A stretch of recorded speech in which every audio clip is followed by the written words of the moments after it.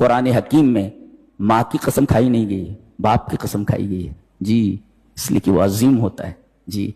बेटे को जरूरत पड़े तो अपने खून का आखिरी कतरा भी दे देता है, ये बाप होता है। ये वो वाहिद हस्ती होती है जो अपने बेटे को अपने से बड़ा देखना चाहती है। कोई भी किसी को अपने से बड़ा देखना नहीं चाहती, ये वाहिद हस्ती है जी, ये वाहिद हस्ती है जो अपने बेटे को अपने से बड़ा देखना चाहती है। और ये वाहिद हस्ती है जो धूप में रह करके अपने बेटे को साया फराहम करता है। जिंदगी भर